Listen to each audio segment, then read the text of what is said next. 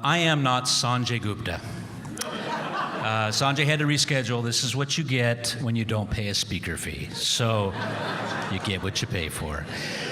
It's great to see so many old friends. You're an unusually attractive group of neurosurgeons. You guys all look great. Thanks for coming back. The first speaker today is Dr. Chandler. He really needs no introduction. He's a legend in neurosurgery, pituitary neurosurgery. He's held every major leadership position in neurosurgery. A real Michigan product, born here, medical school residency. Hey, Sonia. And a real gentleman. He was known by the residents as the Velvet Hammer. And as someone who was on the wrong side of that hammer a few times, I can attest to its effectiveness, but I can tell you I certainly needed it. Thank you. He was Dreamboat Bill to the nurses. He still is, and some of the older nurses frequently mention that the inappropriate things I say during pituitary surgery would never have been said when Dr. Chandler was there. So he's going to talk about Dr. Peet, and I will yield the floor to him.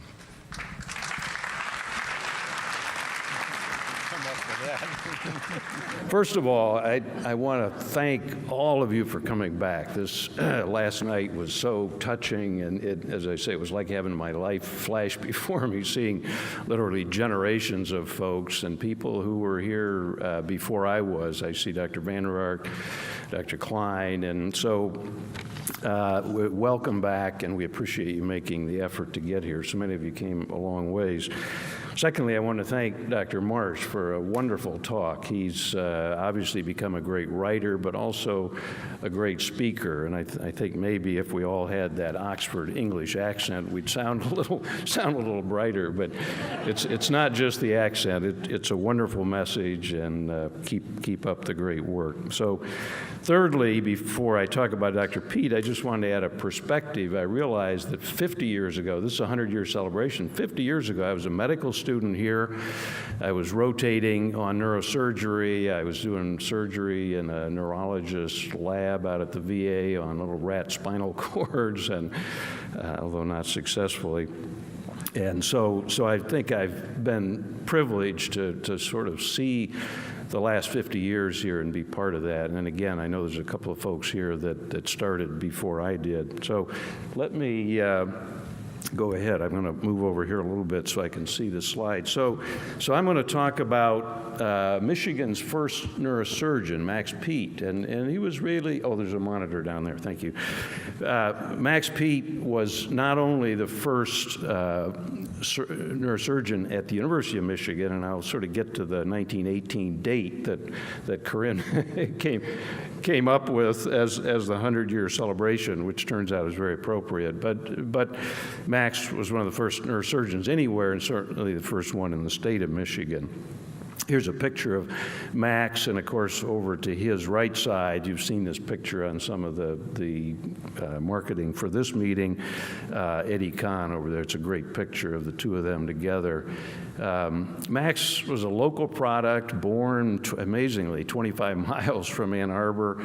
I don't think I've ever been to Iosco, wherever that is, but 25 miles from here. He went to Ypsilanti High School. He was an undergraduate at U of M. And interestingly, I guess to foreshadow his future, he published this paper as an undergraduate. And we'll come back to this, his issue with birds, which is quite amazing story in itself. You'll hear more about that. So he published as an undergraduate. He went to medical school, I think actually in 1908, and then 4 years later interned for 2 years, internship, which I think then was probably general internship at a hospital in Rhode Island. And then importantly went to the University of Pennsylvania, where he worked with a fellow named Charles Frazier, who was a very well-known early neurosurgeon. And again, everybody in those days was trained in surgery, and Dr. Frazier specialized in this. He also did pioneer surgery for trigeminal neuralgia, which you'll see Max Peet picked up. And he worked with a neurologist who also became very famous, Dr. Spiller. So his experience at Penn was very transformative for him. So he came back here in 1916, and in 1918, which is the date that we're focusing on today, he really began to focus in neurosurgery, and by 26 gave up all of general surgery, but by then was doing mostly neurosurgery. And in 1926, Eddie Kahn, who was 26 years old, it's easy to remember, and we're going to hear a nice talk about Eddie coming up. Eddie was born in 1900, so it was always easy to remember his age. But so Eddie was only 18 years old when this all started here, but by 26, Eddie was part of the picture. And by 1930, they formed the division of neurosurgery. This is Max Peet's house. I took this the other day, walked by it. It's about 2 blocks from where I live. I've known subsequently the folks who lived in this house and have been there many times, but that's where Max Peet lived, right here in town. So by 1935, just to show his sort of prominence early on in the prominence of the University of Michigan, he became president of the Senior Society, which was the original neurosurgical society, founding president in 1920, Harvey Cushing. Subsequently, Dr. Kahn was president, Dr. Hoff was president. This picture, which I think is very interesting, down front, you can see all these. You can see Harvey Cushing just to the right of center there, some very distinguished people. And in the back row in 1923, and again, this was started in 1920, in the back row is Max Peet looking, I think, a little bit like a Midwestern farmer or something back there, and these guys in their 3-piece suits and looking very dapper down there. So by 1937, Max is in the front row. Max had been president of this society, so you can see his personal growth and the prominence of the University of Michigan. And then in the back row, working his way up, is Eddie Kahn in that. So Eddie was 37 years old in that picture. Max was born in, what did I say, 1885. So this was sort of the Bible of surgery back in the day by Dean Lewis. I had a copy of this at one point in volume 2, or this is volume 7. But they had asked Max Peet to write about the cranial nerve. So above him is Walter Dandy, William Jason Mixter, who was famous Mixter and Barr, who discovered ruptured discs. So Max, by 33, was considered an expert, was in great company. He became an expert with the trigeminal nerve procedure for trigeminal neuralgia, and in the day, this is the procedure they did. He had an operating table he modified, looked much like a dental chair, and made a small incision. I've actually done this procedure sort of back in the day, and it was said that Max could get to the nerve in 7 minutes, so he didn't waste a lot of time in the operating room. Very efficient surgeon. By 33, he was one of the first to treat hypertension with bilateral splanchnosectomy. They did an extrapleural supradiaphragmatic approach, so this was a lot of his general surgery skills. He reported almost 264, almost 300 cases of this, and they'd have up to a 50% reduction or 50% of patients had a very significant reduction in blood pressure before the day of any effective medication. So very innovative. This has Eddie Kahn's name on this paper, as well as an early resident here, Spencer Braden. And this, I found was interesting, as late as 1951, they were still publishing about this. So that's a much more modern era than the 30s, and yet Dr. Hubler, some of you may remember, was a hypertension expert here at Michigan, and this was the way things were treated back in the day. Max also was one of the first, 1925, he was 50% glucose for elevated ICP. He did some of the first complete removals of craniopharyngiomas, which Dr. Kahn took on as a mission, I know. Removed bilateral subdural hematomas in infants, which in the day was sort of unheard of. Glossopharyngeal neurectomies for glossopharyngeal pain, and tumors, again, in the Gasserian ganglion region. 1936, I came across this. He sent a resident to Lansing to retrieve a brain for infantile paralysis or polio, and of course Roosevelt had an obvious interest in that. The virus known as the Lansing strain went to NIH and ultimately led to the Salk vaccine. Salk was at Michigan as well.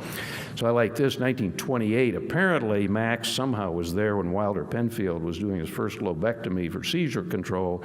He turned, I guess, to Max and said, "What do you think?" He said, "Take the whole damn thing out." So that was his advice.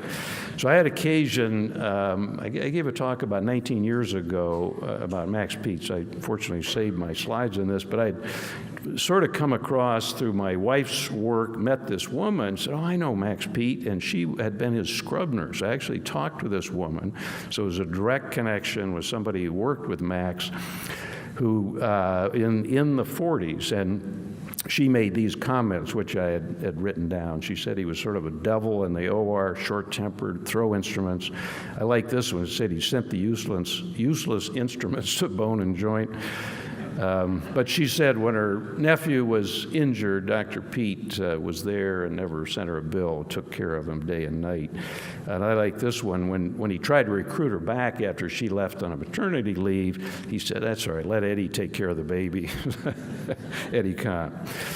So this is another story about Max that I've heard. I heard this from Eddie, that Ingrid Bergman, who was famous for being in Casablanca, famous actress, her husband, I guess, was a surgeon, wanted to come and watch Max do a splanchnosectomy. So he showed up, and apparently Max had him mopping the floor between cases. And then somebody said, "That's Ingrid Bergman's husband." He said, "Oh, okay, well, come on over here and I'll show you how to do this."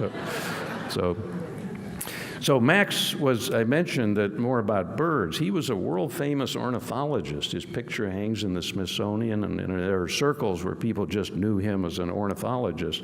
Apparently he carried a gun with him to shoot. He could shoot any bird in the United States. He did some of the earliest studies of aviary ecology, and he discovered here in Michigan the nesting place of the Kirtland warbler. Now, this may not mean a lot to you, didn't mean much to me, but you're going to find out more about it.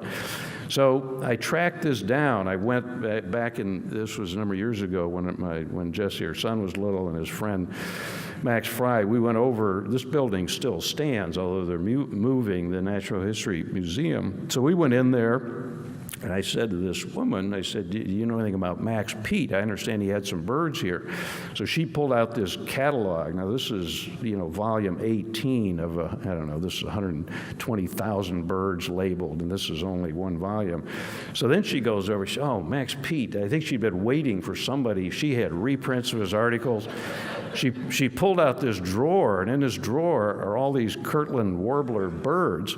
And if you look on the label, you can see that there it has Max Peet's name on it down at the bottom there. So Max was dedicated throughout his life, ornithologist, continued to write articles, give talks.